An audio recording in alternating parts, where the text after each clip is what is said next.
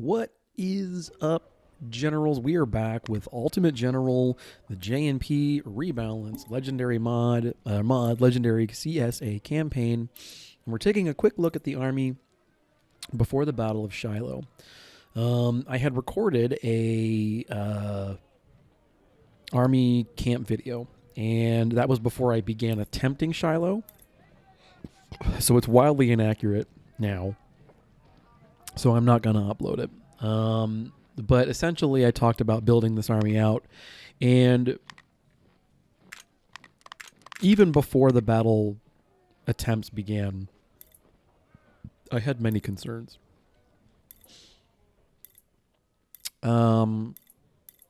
This is the best army I can build, though. And given my attempts at the battle, this is,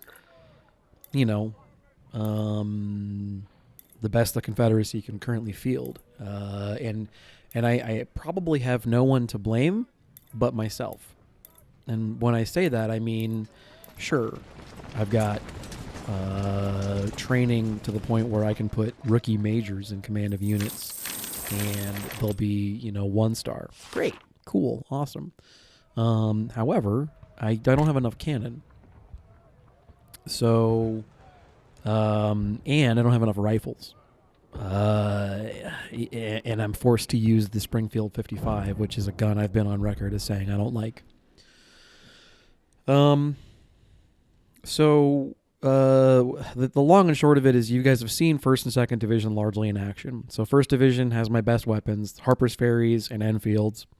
2nd Division has a mix of MJ&Gs and M1841s.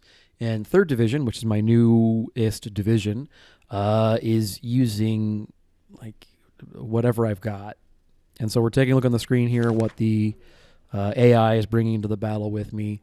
So 3rd Division is composed of troops wielding rebore muskets, percussion muskets, and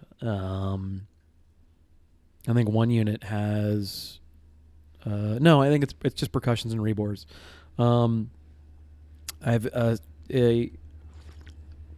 The initial plan was to bring a brute squad of 3 different cav units. They have since been deleted and replaced with Grenzer units. So we have 5 light infantry units in the army, 6 artillery units, 12 infantry. The 5 light infantry are split amongst themselves with 2 ranger units that are perked for accuracy, and 3 Grenzer units, 2 of whom don't have perks, 1 of whom has the perk for stealth and speed. Or not stealth and speed, but cover and speed. The 3 Grenzer units are all armed with percussion muskets. They replace what used to be 2 cav units and an infantry unit that had the same number of muskets. So the infantry unit was 1,500 and change and had the accuracy perk and then the muskets, and they were supposed to be kind of a brute force. So what you're watching now is my 7th attempt at this battle, and I have not finished it. So I got to the part where the map opens up. So what we're going to watch here is we're going to watch the first 2 phases of the battle. So the approach on the left, Shiloh Church, and the approach on the right, Spanish Field, where on the left here you're seeing my troops, and on the right you're seeing the AI auxiliary troops. The battle opening, I think I finally kind of got dialed in. So my initial plan had been to, you see that kind of opening to the north of the screen right now where there's this perfect concave defended position on our side of the river. I was going to form up there and make the Union come to me and try and gun them down. And that position did work. It functioned in that role. I was able to trade very much in my favor aggressively. The problem with that position is that it leaves you out of position once the board opens up, and you're simply collapsing the Union units that you don't destroy back on the real objective, because none of the rest of these flags actually matter. Shiloh Church doesn't matter. Hornet's Nest doesn't matter. Spanish Field doesn't matter. One of the ones I can't remember the name of doesn't matter. The only one that matters is Pittsburgh Landing, or Pennsylvania Landing, or Philadelphia Landing, or somewhere in Pennsylvania Landing. I think it's Pittsburgh. That's the only flag that matters. Everything else it only matters because if you capture it, it might advance the timer quicker otherwise. The reason that I replaced the 2 cav units and the infantry unit with the 3 Grenzer units is I needed a brute squad, so to speak, that had more durability. And I needed to engage this horde of skirmishers, which historically represents the pickets that were deployed in front of. So my corps replaces Polk's corps, I believe. I'm. Please feel free to correct my history, but I'm fairly certain that the corps here that I'm replacing is that of Polk, and we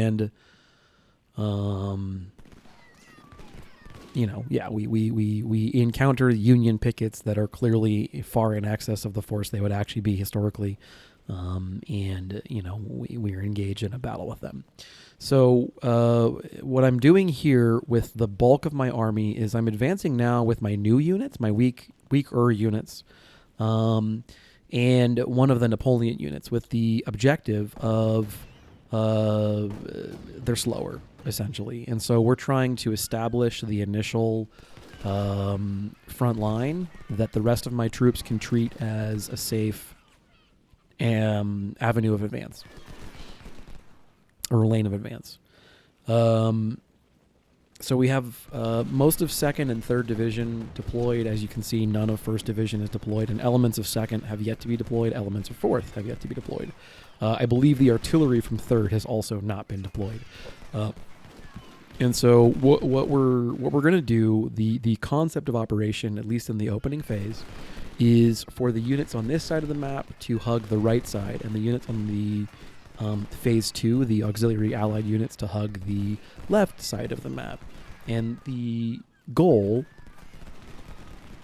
is for both forces to be able to support each other when the map finally opens up and lets you use all your forces as a group in tandem. Now, I have played through to the ending where you capture Pittsburgh Landing a couple of times. And I'm going to be honest about that on the videos here, that I have played this battle multiple times trying to find a solution or a victory where I don't lose the battle or I don't lose my army altogether. So I thought in the course of this play session that you're watching right now that I had a success or a victory. I'd managed to only, finger quotes here, lose half my army and take the flag. I had the flag. So when the opportunity to press finish finally arrived, I clicked it mercifully, right? So I was like, oh, thank God we're finally out of this. I can get on to the rest of the campaign. I forgot, and this is just honestly a heat of the moment for mistake. I neglected to remember or forgot that if when you click finish, the Confederate forces don't have a green check mark next to capture Pittsburgh Landing, you go on to day 2. So I had it under my control. It was Confederate secured and everything else, but it wasn't green check mark on the mission.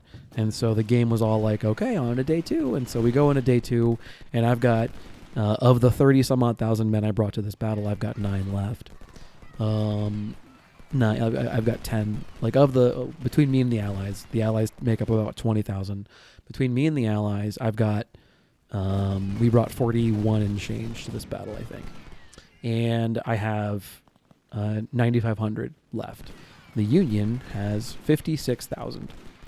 I'm not fighting that. I'm not playing that. So I thankfully I'd saved it on the break where this video ends is where I saved it. And then honestly, I'd actually, when I was recording, I just clicked onto the next, onto the take the Hornet's Nest or whatever, without starting the recording anyway. So this actually works out better in the long run, insofar as There's not going to be like us randomly jumping into the fight at some juncture and me being like, "Hey, sorry, I forgot to record." Um, what happened is I moved my dudes in this direction and they engaged here. We're gonna be able to just do this where you can see the whole thing. So now that I've got the entirety of I-Corps deployed, I've got 1st and 2nd Ranger kind of hemming in the skirmisher swarms right flank, and I've got 1st Dragoon kind of using their mobility and the Cookin Brothers' pretty excellent accuracy stat to try and really get in there and kind of force them into a kind of lose-lose position. What I'd like to do is start using my Grenzers and other light units in a more aggressive fashion when I have what I perceive to be the enemy on the run, while I get the more conventional units online. So I'm utilizing 1st and 2nd Rangers' superior range, and I'm utilizing 3rd, 4th, and 5th Grenzers' superior numbers to basically bait the engagement on Grenzer as my base of fire, and then have 1st, 2nd Ranger, and 1st Dragoon provide the hammer, so to speak. I've also got 10th Infantry. It's just undeniable the power of line infantry. You know, they don't get nearly enough credit, and I would love to be bringing probably 2 more units of line infantry, and this battle would go a lot differently if I had access to rifles. So when I said earlier, I feel as if the state of this battle, the difficulty that I'm experiencing, is probably my fault. That's what I mean. It's not that I took more losses than I should have in Ambush Convoy or Stay Alert. I mean, I did take heavy losses, but I think that's a truism of legendary difficulty, is you're just going to take losses. Rather, when I say it's my fault, I think that the training 4 start that I had been so excited about at the first couple episodes is shooting me in the foot from a logistical and economic standpoint. Sure, my dudes are pretty skilled. Sure, I have 1 stars on anybody with a major. That's awesome. That's excellent. That's going to make rebuilding the army when my economy comes back much easier.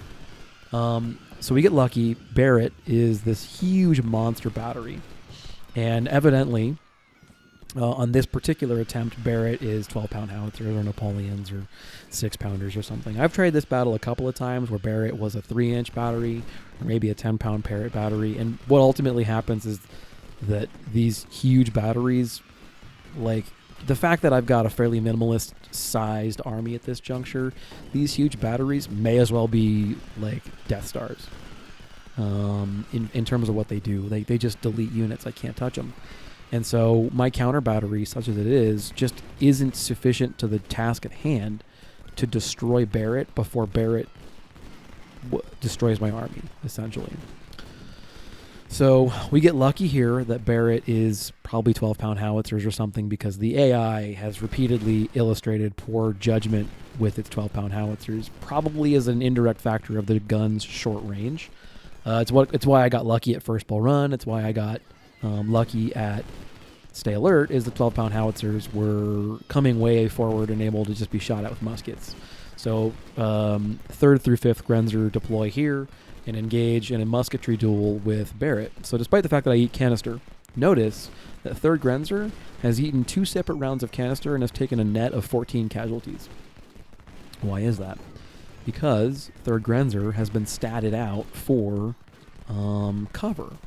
And the 12-pound howitzers or 6-pounders or whatever gun that is aren't particularly excellent guns. So all of that means with the cover perk, I'm feeling really good about Grenzer units as my cannon hunters, as my I've got a counter battery mission. Whenever I get them, I'm going to start developing 20-pound Parrott batteries. I'm going to start developing James batteries, all that kind of crap. Okay, fine. We're going to do that. That's expected. You know I'm going to do that, right? But when I need a maneuver unit to do that, it's going to be, evidently, Grenzers. I am convinced that light infantry are going to be one of the force multipliers in this game that really take me to the next level, or can take me to the next level. With regard to what's happening with the rest of my army, so the light elements on the far left are engaging their skirmishers, trying to just make sure that I want to make sure that nothing can harry my flanks. I want to make sure that the only things that are left are big artillery units, big infantry units, things that I can focus on, and that I have some degree of control over my flank. And I have some degree of visibility. I want to be the king of recon, the king of information here. I want to know more than the enemy does, and so forth and so on. So now on the far right of the screen, I'm engaging their forces, and I'm trying to develop my little salient here on this sort of concave U shape across the water. I want to be putting as much fire into Buckland as I can, who's in that little kind of fortification by the house and the farm there across the river. I want to be putting a lot of fire into Buckland. And the reason that I want to do this is that if I shoot at him from enough different sides, he'll rout. And additionally, the AI will lose its collective shit. And, like, I guess the thought process on the AI side is they're on this side of the river, that's bad, basically. And what I can then do is I can deploy my dudes in a position where as they march towards 5th Infantry or whoever ends up going to replace them, as they march towards 5th Infantry, I can shoot them in the flanks and get, flank fire. So I can sap their morale that much quicker. And they have, like, blinders on as far as 5th is concerned. So to a degree, unfortunately, I'm kind of throwing 5th to the wolves here. 5th is in good cover, but 5th is also facing off against 6 times his number or something. And yeah, I've got firing units in support. I'm trying to take out his artillery, which is not going to go well here for a second. Just, I'll let you know. But I've got 10th and I've got 7th. Eventually I'll get 1st Infantry. Really getting some good supporting fires in on Buckland and the other guys that are over there. McDowell, maybe, and Peabody. Yeah, Buckland, McDowell, Peabody, the other reinforcements that show up, all that kind of stuff. So I think, like, I'm getting really fancy here. Like, hey, they're engaging me to the front. That's great. I can go ahead and charge with the 3rd Grenzers and take out Barrett. Here's a problem. The AI gets wise to my shit. And before I'm able to pull my guys out, they about face. And they accept rear-facing fire. They accept, all the rest of the stuff they're about to take in order to engage the thing that they feel like is, from their perspective, probably about to take the flag. Probably. Here's the thing. I think this is probably worth it. I mean, one of my units, 3rd Grenzer, gets shot to ever-living shit. 4th and 5th mostly get out unscathed. 4th less so, obviously. 5th barely gets scratched. 3rd Grenzer, however, gets shot to ever-loving shit. But again, here's the thing. These units, these light infantry units, especially 4th and 5th, who don't have perks yet or meaningful officers that I care about and are composed entirely of free guns, I don't really care. They're expendable. Now, notice on the top of the left of the screen there, McAllister's battery. At the moment, I think I'm going to get real lucky here. I think, another 12-pounder unit. It's going to be great. And so, yeah, this sucks right here. Hare charging 3rd Grenzer, like, that's awful. That's terrible for me. There's really no other way to take that data. That's awful, right? That these units can go that quickly. I find it really frustrating that line infantry is able to march from the north of the map all the way down here with as fast as it is at 1 star and somehow outrun light infantry who have the speed perk. I find that incredibly frustrating from a gameplay perspective. These light units are supposed to be able to trade their mobility for hitting power and everything else, but no, apparently not. They're, the infantry can outrun me. And that's kind of a perk, a point, or whatever about my frustration for most of this battle is, okay, take a look at the left. I'm over here trying to get McAllister's battery with my light units, and I don't notice that 1st Ranger actually successfully deals with the 1 unit. I don't remember the artillery guy's name now, but the big battery of 600, Barrett maybe, we get him now. He's gone. So I'm trying to get 1st Ranger out of there. What I don't realize is McAllister is guarded by 2 skirmisher units, and I mean, I just can't, I don't get anyone there in time. So we're developing our position. We're currently trading fire with the Union and in disadvantageous terms. So The response on my end is to pull back and try and get to the position where when I am trading fire with them, it's in a way that's favorable to me. I'm especially concerned about what's happening with Fifth. So they get a wave of reinforcements, the Union does, and they're big. It's a big wave of reinforcements. Big units. They're all 3,000-ish dudes, and they're big. They hit hard. They're happy to trade, endless blows with me, and don't seem to particularly care about casualties. It's this. I don't know how else to put this. The Discord for the rebalance mod has been full of players bitching about Shiloh. In no small part because I'm initiating the conversation. Like I want to own my part in that, is that I'm definitely getting up there and being like, guys, Shiloh's too hard. But I mean, we're all bitching about Shiloh. And I think it's, yeah, look at this. Peabody, 3,800 dudes. 3,800. I think a lot of what this boils down to, what makes this battle so hard, is not... It's a compound factor of, my thesis anyway, it's a compound factor of the AI brings a pretty significant amount of dudes to this battle. They bring big brigades. But those big brigades don't really pull their weight, in my personal experience. Now, that is somewhat unfair, and I want to caveat that. If you are playing a predominantly melee playstyle, like Johnny does, the AI brigades are going to be great for you. They've got percussion muskets, that's it, nothing else. They've got pretty good stats. I mean, especially in the 1.5, 0.2A or whatever. Hot patch. They've got melee in the 50s or 60s. They've got perks for speed and charge damage. They're okay. But if you're playing a fire maneuver battle or strategy, it's rough. It's rough. I mean, look at this. These guys just stand there and take it. Wave after wave after canister. They're getting Napoleoned and they're getting 12-pound howitzered at point-blank range, and they just don't give a shit. They don't care. I may as well be using strong language on them, Look at Peabody, this guy. Look at this dude. So, yeah, that's the other thing is like, and I get it. That's the point of Legendary. I get that the point of Legendary is for this to be harder. I get that Johnny really likes the aggression. I get it. I understand. This stuff is crazy.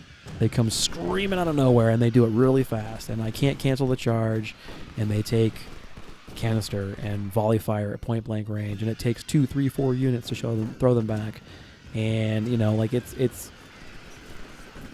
there's probably things I could be doing differently and better. Okay, I respect and understand that. That's true. Legendary is indeed supposed to be the thing where I play this game at the absolute top peak of my skill, and I should be okay, right? But man, oh man, these units are huge, and that's the thing I'm trying to get at is, in Stay Alert or Ambush Convoy or any of these other battles, the units are also large, but they're scaled to match me. The AI units bring the scaling up where my army can't match what they're bringing to the battle. If I had brigades that were 1,800 men or 2,000 men like the AI does, or like the auxiliary units do, this might be a very different battle. As it stands, I can't afford to bring a bigger army. And again, that comes back to, I think that's my fault. I don't have the economy to buy more guns. I don't have the logistics for those guns to be in the store anyway. I can't afford good artillery, so what I've got is garbage. The Napoleon's fine for point-blank range. The 10-pounder Parrot, I've got a battery of 5 of those. They do okay. I've got 2 different 3-incher units that do actually pull pretty good weight. They do good work. And notice that the 3rd Artillery is also doing pretty good work because they're in point-blank range. But they're in point-blank range. Now, I knew they were going to take casualties. I expected a 12-pound howitzer unit to take losses. I'm not ever planning on spending a dime on 12-pound howitzers, but if they give them to me for free, I'll certainly use them. So, that's what it is too. So, what you're seeing here is kind of expected and kind of, it's a shit strategy, but I'm struggling to come up with better. The AI has blinders on and is losing its collective shit, trying to eject 4th, 5th, 11th, and 14th infantries, plus 3rd and 6th artillery, plus Fiasco himself, from that little copse where he's currently located. My intention over the course of this battle is to bleed them by firing into their flanks with 10th and 1st and whomever else can get in there, and hopefully break the morale of some of these units, take some of the pep out of their step, and further develop this breach moment that I've got. Further develop that so that when I come to the second portion of the left phase of the map, and I do it. I'm sorry I didn't record it. I'm sorry, all that kind of stuff. But I do it. Or I did it last time, and I'll do it again when I record another time. I develop this position. I end up pushing to the copse immediately north of the current Confederate position, and then I force as much as possible the Union leftward into the swamp. The problem is that I did the same kind of strategy at Major General. You go back to my playthrough at MG, it's what I did there. I do the same kind of strat, but I was more lethal in MG. I was much more lethal at range. And so I was able, and it's probably a factor of it being Major General as well, I was able to much more effectively force the AI back into the corner so that when they were in the swamp, I could get a full, complete clear of this half of the map, relatively speaking, before or right around when the map totally opened up. And that freed me up significantly to move on the flag, because I was now no longer worrying about roughly half of the Union force. And then I had the Union on the right of the screen, and we'll get to them in a second. And, I dealt with them in one way or the other. So when it came time to attack the flag, I was in an okay place to do it. So, Legendary, coupled with the fact that my army isn't as good at killing shit as it was at MG when I had more economy, is probably why I'm experiencing as much difficulty as I'm experiencing. And I'm experiencing a lot of difficulty. So for frame of reference, I felt a lot of concern about, like, is it okay or appropriate for me to be recording multiple attempts of this battle? My series, every episode of every series up until now, with the exception of when I mulliganed and retried Malvern Hill at the Major General difficulty level in the 1.24 playthrough, every other video that I've recorded has been my first and only attempt at that battle at that difficulty level for that playthrough. Again, I'd played a lot of those battles before. I'd come up with a pretty good idea of how I wanted to approach them. This wasn't me seeing it blind for the first time or anything like that. I'm not going to try and lie and be like, I just bought this game, I'm brand new at it. Like, no, of course. I've clearly played the game before.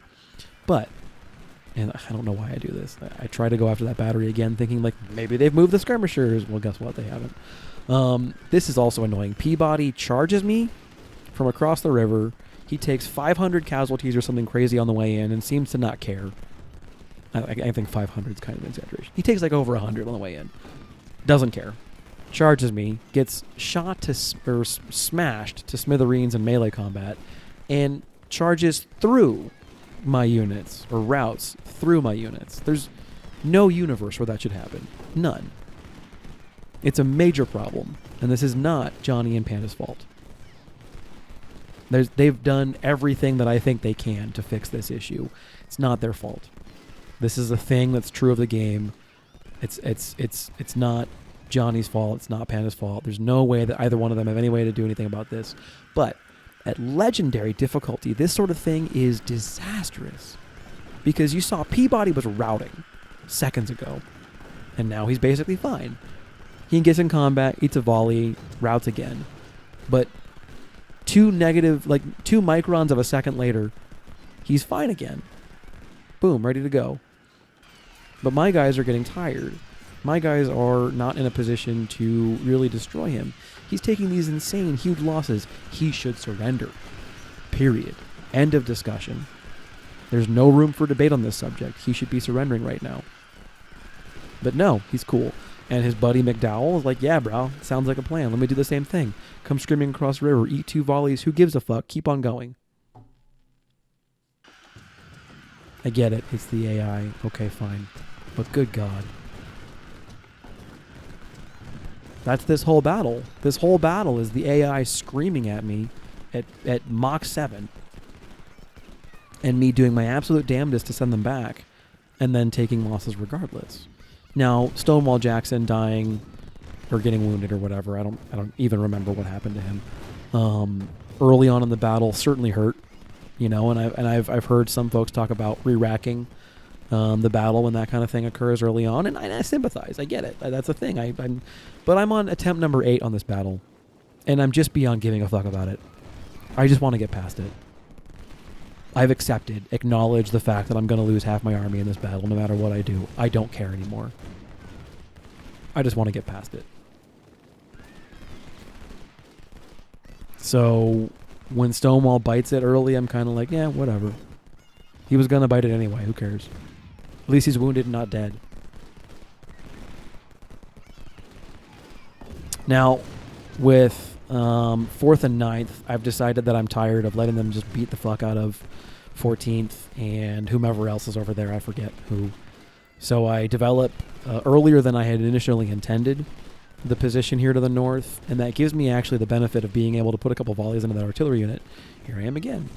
And finally I figure it out. Don't approach the artillery the same way you did before when you got shot to shit by light infantry. Herp derp. I come at it from a different angle, and I get them to white shield for a moment. I get another couple of volleys into them. Now, we're not going to wipe the unit or anything like that, but, you know, it works out pretty well. So we're developing our position up here to the north. We're getting ready for the next round of things, because I would love to push the Union into the swamp and kill them there. I'd love to destroy this entire force before trying to move on that flag. Here's the problem. If you don't move with speed and capture that flag early and turn it into a defensive battle, in my perception anyway, if you don't do that early, you sacrifice so much. Because the AI immediately, when the phase opens up to the next, when the map opens up entirely, the AI gets immediately 9,000 reinforcements. And they're all 2 stars, and they've all got artillery support, and they're just these huge, ginormous infantry brigades, again, of course, obviously. And if they're allowed to entrench in place, whatever, right? What am I going to do?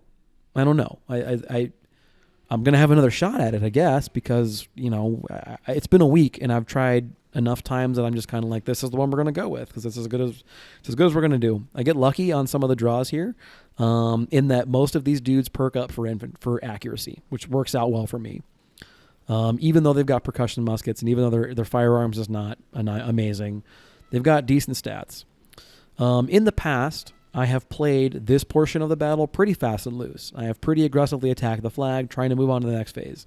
That is a mistake, and I'm not going to do that to this time.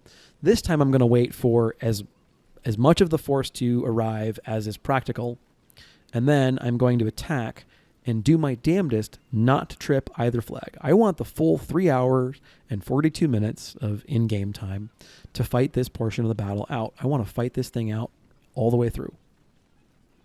Because you have a very small cross-section of the Union Army on this battlefield, and here, and only here, do you have localized, overwhelming superiority, and they've got nowhere they can go. So it's still going to be a knockdown drag-out. We're still going to have a really rough fight on our hands, because here's the problem. It's legendary, dude. Your dudes have percussion muskets. Their dudes have M16s. You know, and again, I'm being hyperbolic. I'm being exaggerating. I understand that I'm frustrated with this battle. But, yeah. They've got Springfield, 55s at least, probably. Enfields. Who knows? They've got good guns. Because it's legendary, dude. You know, like the AI gets good shit. They've got 3-inchers and 3-inchers, and they've got, parrots and whatever. And we've got spitwads and strong language. The allied detachment here is percussion muskets, 12-pound howitzers, Napoleons, and I think a couple batteries of 6-pounders. Now, I am not being charitable enough. Panda and Johnny have hotfixed this force here, due in no small part to more than just me bitching. I was worried when Panda was like, "Hey, I'm going to see if I can't tweak some of these numbers." I was like, don't do it on my account. It's not just me. So here's the thing. This segment of the force is actually pretty decent for melee. Look at some of these stats. That guy was 59, whoever that was. They've got decent melee stats. They're pretty okay. And the thing that I would love to see from a balance note is a handful of these brigades having a better than even chance of getting a real rifle, an honest-to-God rifle. I like the supply wagon that comes with this particular detachment to have more money in it than it does right now. And I don't know if those are things that they can fix. I don't know, whatever. And I don't know if they're things they're inclined to fix. And that's fine, too. It's their game. It's their mod. I'm playing it. And it's, if I'm not having fun, I can just not play it, right? But I've committed to this series, and I'm going to see if I'm going to go until I either can't go any further. Like, if I hit a brick wall, let's say that I get to the point where I just can't beat Malvern Hill, I'll tell you guys. But as it stands, it's my desire in this phase of the battle to grind this out, to destroy as many of these units as possible, so that when the time comes to move to the next phase of the battle, the AI has less to fight with. They don't have batteries. They don't have brigades. I want to strip them of their cavalry. I want to strip them of their light infantry. I'd love to get a supply wagon or 3 somewhere in here, but I know that's just not going to happen, and you'll see why. Jones gets, just really the short end of the stick, and I keep on trying to find a way to get him out of there, and I'm just kind of like, it's not going to happen, so let's just have you do as much good as you can before you go down. These 1,000 dudes. There's 1,000 guys with Cookin' Brother muskets. I really want that guy out of this battle, because one of the cool things that they've done in the most recent iteration of the mod is when you have allied units. So as far as the Confederacy is concerned, really this battle, if they survive the battle, they grant you access to the weapons at a higher rate than you would get if you suicide them. Let's take a step back. A lot of players, myself very much included, will treat the allied units in these battles as basically expendable meat shields. They don't matter, right? The war for them ends today. They've got equipment. They've got guns. You go to Newport News. Stewart, he comes to that battle. He's got a pretty decent carbine. That it's a decent carbine, right? If they come to this battle and these guys have good rifles, or these guys have, 20-pound parrots or whatever, like a James battery or something, it incentivizes the player in the normal game to kill them so that they drop, and then you, at the end of the battle, get 10% of them back or something. So clearly they want to incentivize you to go away from that playstyle. It's ahistoric, it's inappropriate, it breaks roleplay, it breaks immersion, all that stuff. And I make a big deal about trying to play, within the bounds of the universe of the game, understand and accept that this game has its own rules, but also do your best to fight like you would in the era, and that kind of thing. And I would not throw away 20,000 Confederates in real life as a Confederate commander in the 1860s. I wouldn't do it. So what that means is at the end of the battle, any of these units that live, spoiler alert, not many of them, will grant me their muskets, which, is of limited utility, I suppose. But there are Napoleons of far better utility. There are 12-pound howitzers, which exist. There are 6-pounders that I really couldn't begin to care less about. The point such as it is the player, the modders are incentivizing players to keep their troops alive as best as possible, which is cool in my mind. So we're looking at the battlefield. I've developed a line of battle. I'm engaging the Union, trading somewhat favorably, but I mean it's forest fighting. We're not really doing the best we can be doing here. I get really excited to see Allen running away because I think, I can develop this position and cave in their left, and that's great. And unfortunately, I forgot that the Union gets a pretty hefty wave of reinforcements, and of course they do it like right on me. They get a wave of reinforcements right on my position, which is excellent, right? So,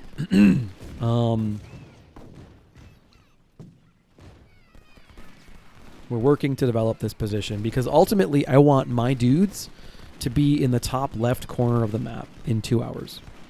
Right about where Gladden currently is where I want the majority of my units because I want them advancing immediately north. As soon as I have the chance, as soon as the game's all like, yo, dude, take the Hornet's Nest, I'm going to be like, nah, I'm good. But I want to go, and there's this like thin line of trees. This is so weird. So I'm charging the cannon unit. This cav unit's like, yo, I want in on that shit too. Gladden is like, yeah, bro, we'll take them all, no problem. They take out Inger. They don't take them out, but they really do hurt Ingersoll. And then I still managed to make contact with the artillery unit, and they rack that thing's face too. Now, don't think for a second that Gladden hasn't taken some pretty heinous casualties. He has. But Ingersoll is in a bad way on a morale level, and then artillery does not have great morale stats generally, or melee stats generally, and we're able to white shield and eventually rout the artillery unit. I don't believe we kill it just yet, but we inflict significant casualties, and I'm very excited. I'm like, this is going better than I hoped. Well, just wait. Right there. Look at one of those units. 5,200 sons of bitches in blue. Oh, my Lord. MacArthur, 3,700 guys. These units are just too damn large, And then they're right there. They're at point blank, and the AI has a decision tree that can I see the unit? If yes, charge. They don't try and shoot. They don't try and whatever. They just, boom, charge. So, of course, Gladden's just ruined. I press the route button. I'm like, get out of there, because the route gives you a speed boost. And, of course, they got a cav unit. The cav unit's like, oh, shit, we're going to charge that. So when the time comes, because look at Gladden's morale. He's doing mostly okay. When the time comes, I turn and face and fight the cav, but only the cav. Because there's 1,600 of us and there's 230 of them, and my thought process is that we can win that fight. We don't, but supporting fires scares off the cav, so it mostly works out functionally the same insofar as I'm able to preserve Gladden a little bit longer. He still is in a really bad way. He's way out of position. He's super overexposed or overextended. He's eating volley fire from a couple different directions. He's in a bad way. But we're still trying to develop our forces and get everything collapsed on the left of the screen and then work on pushing north. So I need a base of artillery. I need a base of infantry. I need everything in position so that I can move up. And I'm still trying to kick them out of that little Dorito chip of terrain to where the Union artillery and that one brigade of infantry currently are, north of the Spain field flag. So I'm trying to let them have this flag. I don't want to tip either one of these flags. I want this part of the battle to go on as long as possible. Because again, we have localized superiority. Now, it doesn't look like it, does it? But I perceive, accurate or otherwise, that we have local superiority. And I want the Union to have that flag as long as possible. So we drag this fight out. And Jenkins is doing okay here fighting in the flank, and we're trading fire with the Union there on the south. I don't like it because we're shooting them in the woods, but there's not really a place for me to retreat that I could fight them in the open. So, I mean, you know, I have to just bank on the fact that I'm getting flank fire, and maybe that's okay. Of course, another one of their units just decides like, oh, there's the Confederacy. We'll charge in unsupported without anything else to support, you know, us on the charge and almost make contact. He gets shot at by 3 units, 2 artillery, and still manages to get just through all of it. It's nuts. It's crazy pants. I think, manage to barely cancel that charge by falling back, and then I think he sees a bunch of other things and is kind of like, oh, maybe not. So obviously it goes poorly for MacArthur now. Thank goodness. So we need to start bleeding some of these numbers down. And I think that's the issue, is you need to fight the opening phases of this battle carefully and do everything in your power to trade aggressively in your favor. You need to really bleed the Union dry because they continue to get this just endless wave of reinforcements, almost like tower defense, where you're never going to win on attrition. All you can really hope to do is win them enough that when you finally do have to commit your army to the Pittsburgh Landing, which is gonna be a slog,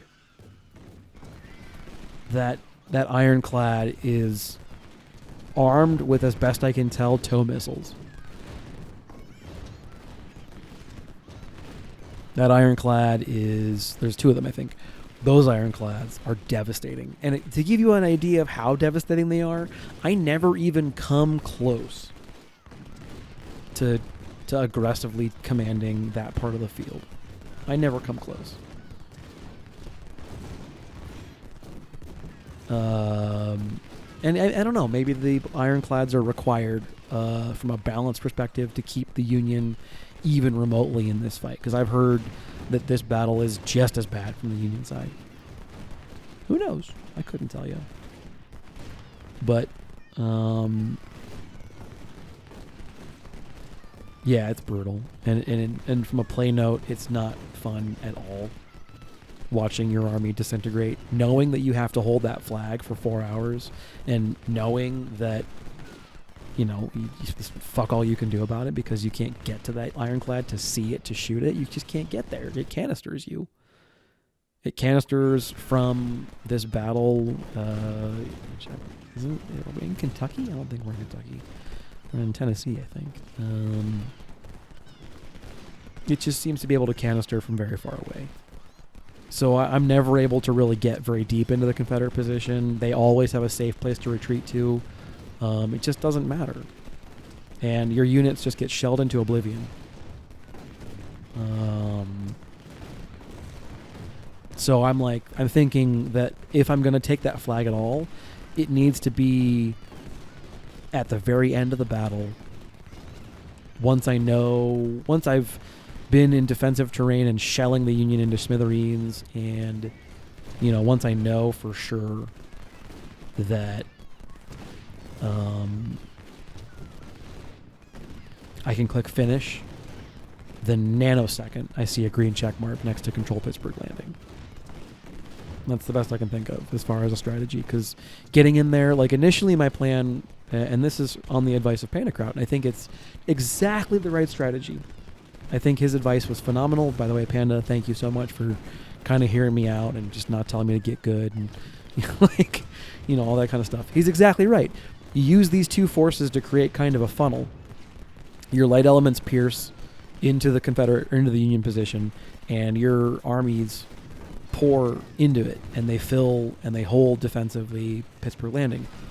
The problem on my end is I did that, at least in this playthrough, immediately. The microsecond I had the opportunity to get up there, I sent units into the fray, and I have a suspicion that it would have been better if I went slower, because this game almost always goes better if you go slower. And blasted, the AI gets reinforcements basically immediately, right, when the map opens up. So let's say you run light units into the Pittsburgh Landing, and maybe you get 1 brigade or 2 brigades pre-stationed towards the northern quarter of the Shiloh church side of the battlefield. When the map opens up and you move them quickly and aggressively into Pittsburgh Landing, the AI has a big big unit of reinforcements. It's 3,000 man units and some artillery. So, that being the case, it's probably better to focus on destroying the entirety of the Union contingent on the Shiloh Church side. Destroy it to a man. And use this force, the one we're seeing on screen right now, as a blocking force north of the Hornet's Nest. Instead of using it to try and take Shiloh or take Pittsburgh Landing, deploy it south of Pittsburgh Landing, out of range of the units that are in Pittsburgh Landing, but blocking, if possible, the units trying to leave the Hornet's Nest. Because, hopefully, at that point, you should be able to prevent them from moving to take or support Pittsburgh Landing. And if you do it right, if you're aggressive enough and you work right, you should be able to destroy the Union force on the left and then reform. And the entire time, this force here, this task force is getting destroyed. The entire time it's getting shot to shit and attacked and assaulted and artilleried and everything else, and probably destroyed by that damn ironclad again. But I can't think of another way to do it. You need to. I mean, the other dream would be to kind of do what you do in the vanilla game, and you pin them down here somewhere, kill them all, and then attack. But it's just not possible, I don't think. So you just sacrifice these guys as best as possible, like in an efficient manner, and you attack with your troops. And hopefully the only thing that they have in there then, at that point, is the 2 artillery units that I think start there and just hang out there the entire battle. And the reinforcements that come in off the top of the map when the map opens up all the way. And so hopefully you can outnumber that force, shell it into oblivion, and attack. But even then, I mean, there's still 12,000, 15,000 dudes, in that fortress, and you're not going to kill them. Now this bothers the hell out of me. So I've got 930 Jenkins against 167 Powell. Who wins? Powell. How the fuck? I outnumber you 9-1. I get it. Jenkins isn't a melee unit. Okay, fine. I get that. I understand.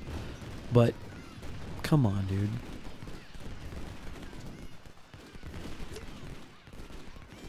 I guess I misremembered that. He's mostly okay. So the thought process here with Jenkins was, I'll trip the flag. The AI will lose its collective shit.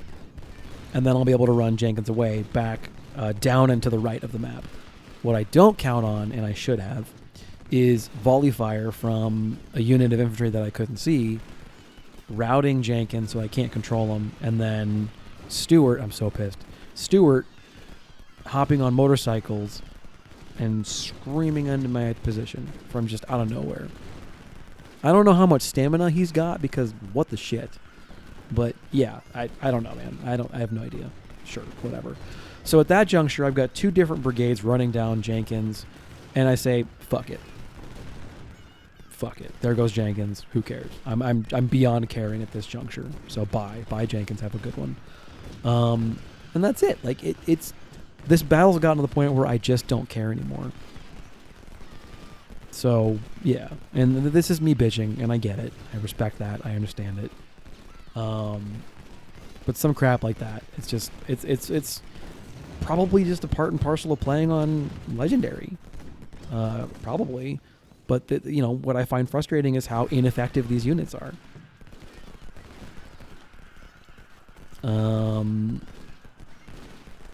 But, hey, whatever. What am I going to do? We get a pretty good kind of force allocation here in the northwest corner. And interestingly, I have not tripped this flag. I don't know how, because locally, look at who's where, right? Like, there's no way I don't control that flag, and yet I don't, which is fine. I'm perfectly content to have the extra hour to fight this out. I'd love to get the rest of the artillery. I've gotten 2 batteries now, totally destroyed. I'd love to get a third before the map takes us to the next screen, and I think I'm gonna. It's just phenomenal. That part of it's great. Now, what I like about that is that every gun I can strip the Union of here is one bit that makes attacking Pittsburgh Landing that much easier. Even with these insane numbers, I'm not that worried about the infantry as long as I can maintain a sufficient numeric advantage with regard to cannon. I can hopefully shoot down their attacking waves in enough ferocity, I guess, before it matters. Now here's something weird. Sweeney, 5,200 men. What's he going after? Is he going after Jenkins? I don't know what he's doing, why he's running away like that. I don't really understand it. I'm not complaining, mind you, but I don't get it. If I was the AI, I would certainly attack with him. MacArthur, there's enough forces just arrayed against him that he breaks. And we keep on putting, ineffective though it may be, artillery fire into that artillery unit. There's just enough battery shooting and enough guns in those batteries that eventually we get them. And now we're at this point where none of these trades are particularly effective. So now I don't really want to keep on trading this out with the Union anymore. So now I'm okay taking the flag. Unless they want to come at me and attack, unless they want to use the fact that I tripped that flag in my favor as a chance or a reason for them to launch themselves into an attack, I don't want to fight this out anymore. Now we're not trading effectively. And additionally, I think that if I take that flag, perhaps the map, when it opens up, will allow me to get Jenkins out of there by retreating him to the north, away from all this Union stuff. It mostly doesn't work. But, well, it doesn't work. You'll see why. But, I guess we end up not tripping that flag still. Now, Bragg being a 2-star general is great because he's got this huge aura, which is phenomenal. It lets me keep basically the entire task force under his bubble, which keeps me in the fight and keeps my line nice, stable, and secure, which is good. I have to give this force that part of credit, is they're reliable. But it's so darn frustrating how they don't bring enough supply to the battle. That at the end of a 3-hour fight, every unit is already running out of ammo. And I had to put my supply wagon on only infantry, and it's still out. It's very annoying. But what are you going to do? So we just keep on fighting it out and keep on trading and keep on keeping on, right? And it seems to me as if the Union can see me, and I'm not really sure if they can or can't. So I just pull Jenkins back and endeavor to hide him in the back corner and keep on maybe trying to get a couple of pot shots on Taylor here, this big battery of 870 dudes, with the thought process that a couple of shots in their rear should be enough to white shield that unit. Even if they're not going to rout or break or anything, they might fire with less efficiency. And that's good enough as far as I'm concerned. Doesn't quite work out that way, but that's fine. So we do the thing. We trade this out. I realize at this juncture that, like, there's no... I can't trip the flag and cheat myself out of the remaining half of this battle, so we may as well just fight it out and get every kill we can. I pull Jenkins to go hide him somewhere, and I at some juncture I think the AI sees me. I have the perception that they're coming to get me. There's a guy that I can't see right now. Alan, I think, is in the woods there, and so I'm trying to, like, scout Alan without getting engaged. It doesn't quite work out because Alan, like, I trip Alan and he's right there or something. And so it goes poorly for me, as you may imagine. This engagement with Tuttle is fine. It's annoying, but I'm able to put enough brigades on him that eventually he's out. And yeah, I mean, he's had a bad day here. Yeah, so this actually works out well, that part of it. And then there's... I don't know where Alan is, but I guess I thought Alan was the one that charges me, but, you know, it's been a minute since I played this out. One of these units charges me, pins me in a corner, and kills me, basically. And that's the end of Jenkins. But, you know, before he goes out, Jenkins does some pretty significant damage to Taylor, which is exactly what I'm looking for. and that works out pretty well. And you know, I don't know. Yeah, that's all she wrote, I guess. I keep on trying to like kill this unit. I know I'm not going to kill him with Jenkins, especially with guns, but maybe I can get lucky. And anyway, we're coming up on the end of the video. This is just Shiloh Part 1. I'm going to record and play Shiloh Part 2 sometime in the near future here. And it's I've accepted that I'm going to lose half my army in the process. But we're going to get past this damn battle. Yeah, there goes Jenkins. We're going to get past this damn battle. I don't know in what shape the army will be. I don't know in what shape the campaign will be, but we're going to give it our best. Until then, guys, I will see you in the next one. I know this is a bit of a downer video, and I know I've been kind of harping on things. So I do love this game. I do love this mod. But, man, this battle's just a real bear, and I can't wait to get past it. So I'll see you cats in the next one. This is Fiasco saying until next time, see you later.